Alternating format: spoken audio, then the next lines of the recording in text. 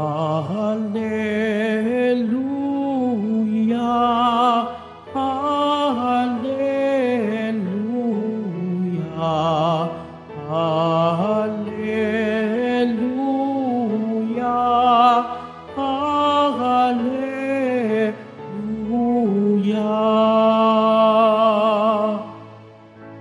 Mapalad ang mga dukha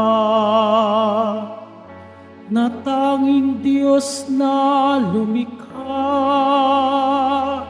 ang pag-asa at adhika. Hallelujah, Hallelujah, Hallelujah, Hallelujah.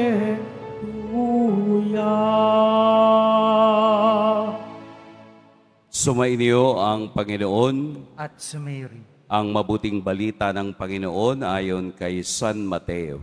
Papuri sa iyo, Panginoon.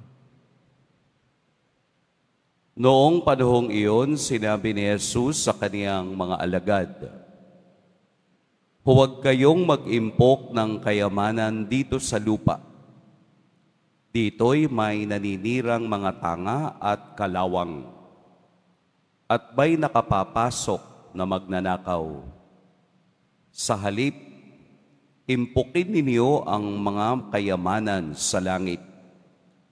Do'y walang naninirang tanga at kalawang, at walang nakapapasok na magnanakaw. Sapagkat kung saan naroon ang inyong kayamanan, naroon din naman ang inyong puso. Ang mata ang pinakailaw ng katawan. Kaya't kung malinaw ang inyong mata, maliliwanagan ang buo mong katawan. Ngunit kung malabo ang iyong mata, nadirimlan ang buo mong katawan. Kaya't kung ang liwanag na nasa iyo ay kadiliman pala, napakadilim niyan." Mga kapatid, ang mabuting balita ng Panginoon. Pinupuri ka namin, Panginoong Jesucristo.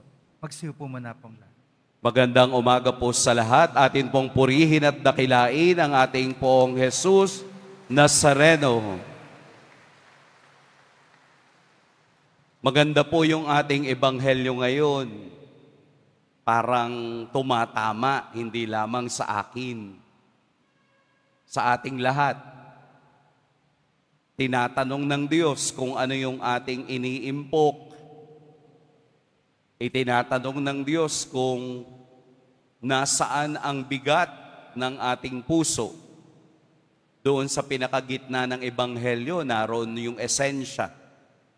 Sapagkat kung saan naroon ang inyong kayamanan, naroon din naman ang inyong puso.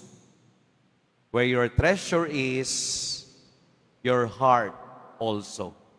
Diba, no? Ano bang laman ng puso natin ngayon? Iyon yung kayamanan na meron tayo.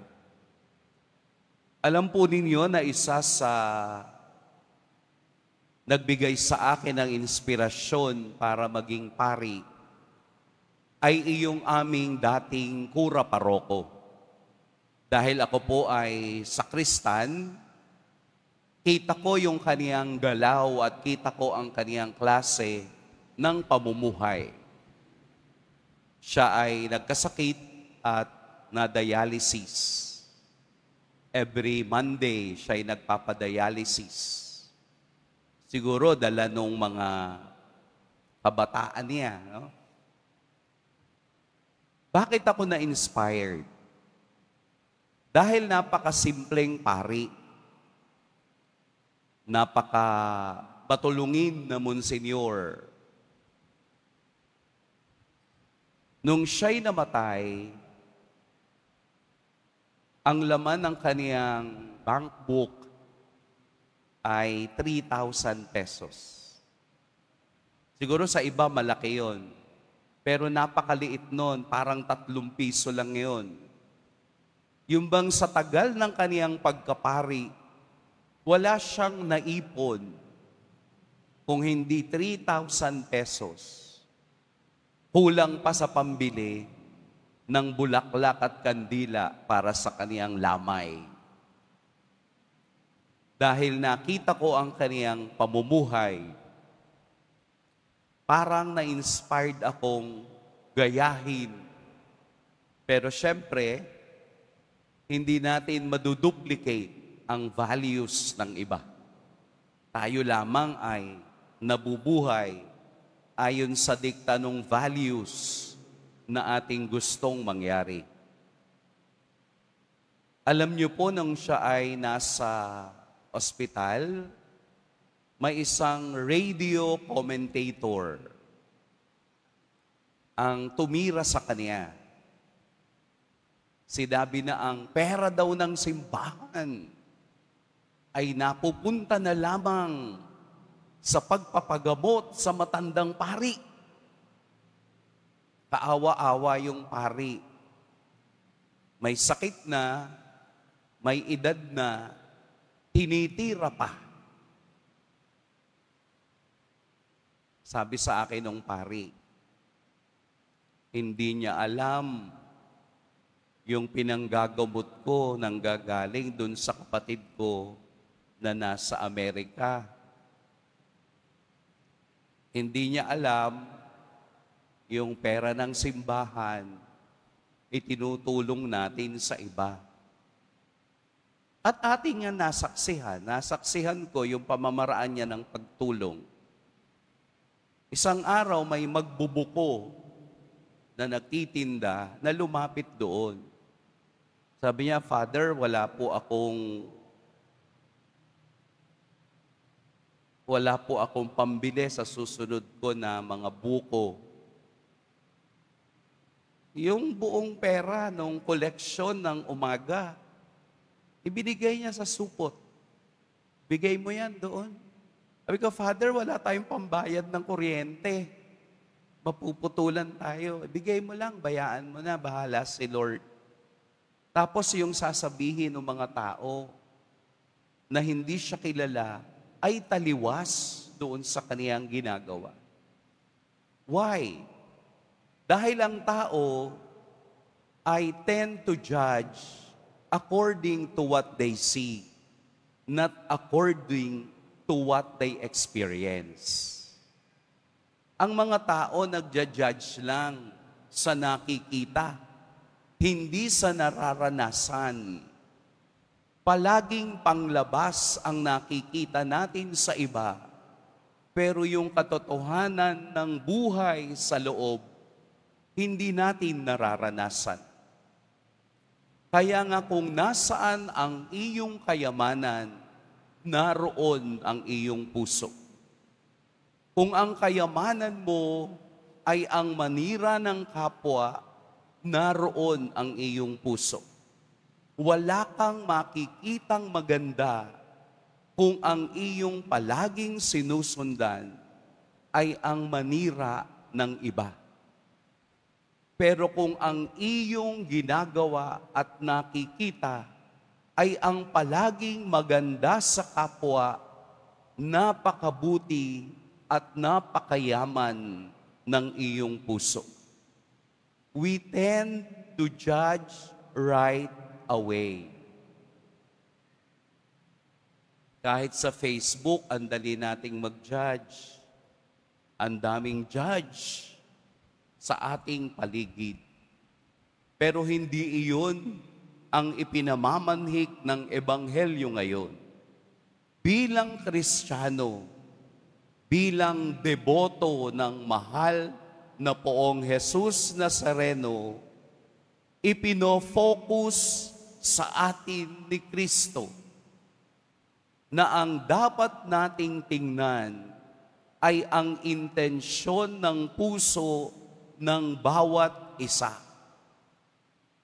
Ang sabi po ni Santo Tomas de Aquino, ang mata, ang intensyon, ang buong katawan, ang action. Ibig sabihin, nakikita sa galaw, nakikita sa ating ginagawa ang intensyon ng ating mata. Hindi pwedeng paghiwalayin ang intensyon ng mata sa aksyon ng katawan.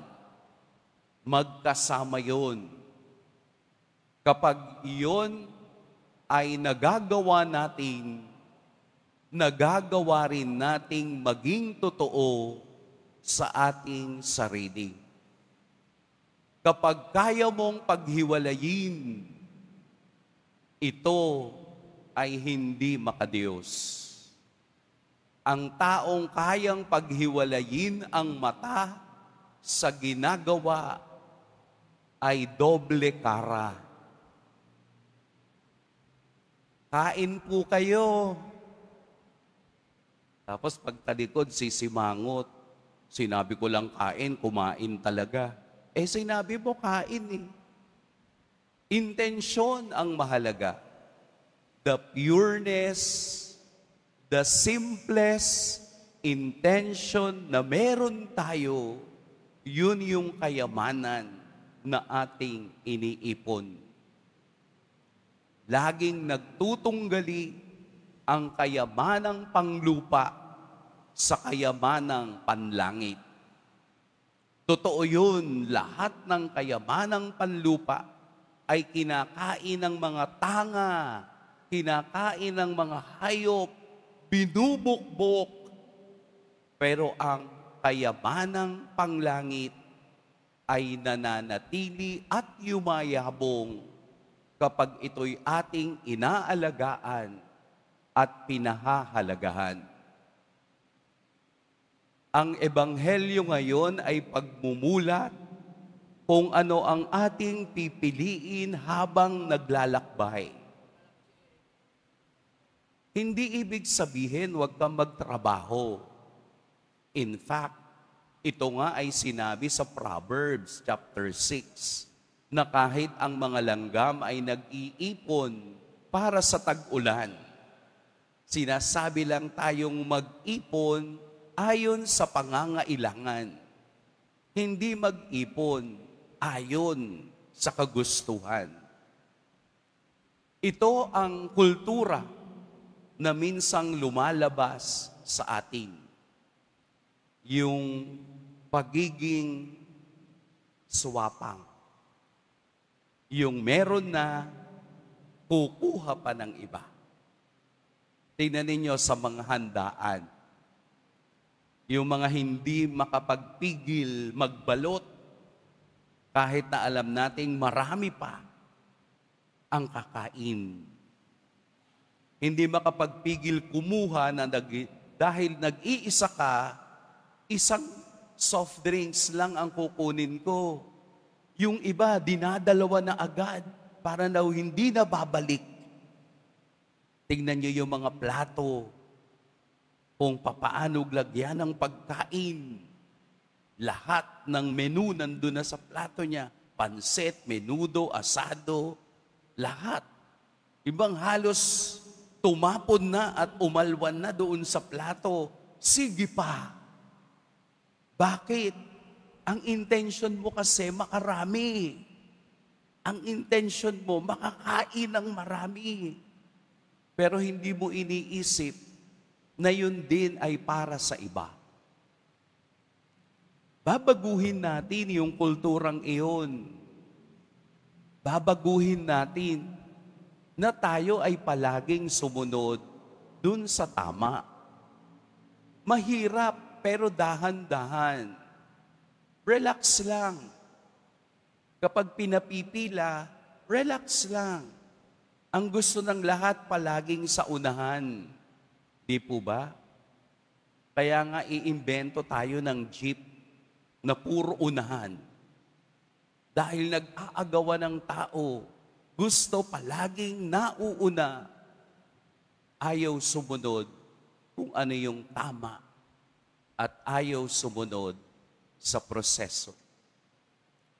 Ang kayamanang sinasabi ni Jesus ay hindi bagay na material, kung hindi ang ating patuloy na ugnayan sa Diyos kung saan tayo dadalhin ng totoong intensyon na meron tayo. Para tayong mga arena na sinasala at ang mga pure na arena ay nalalaglag. Yung mga buo-buo ay natitira sa taas sapagkat ang Diyos ang magsasala ng ating intensyon. Ibigay natin lahat sa Diyos. Humingi tayo ng patnubay sa ating Poong Jesus Nazareno na ang ating mga intensyon ay Kanyang gawing wagas sa kabila ng ating kasalanan at kahinaan. After all, ngayong umaga, iisa lamang ang ating intensyon. Ano yun? Ang purihin at dakilain ang Poong Jesus Nazareno. At naroroon ang ating kayamanan. At ang kayamanang iyon ay hindi makukuha ng iba at hindi mauunawaan ng iba dahil magkaiba kayo ng iniipong kayamanan. Kaya magpasalamat tayo sa Diyos. Purihin natin ang Diyos dahil sa Kaniyang patuloy na pagbibiyaya sa lahat, unti-unti nating naitatayo ang sarili mong bahay na puno ng wagas na intensyon ng pag-ibig at awa ng Diyos. Amen. Pagpalain tayo ng Poong May Kapal.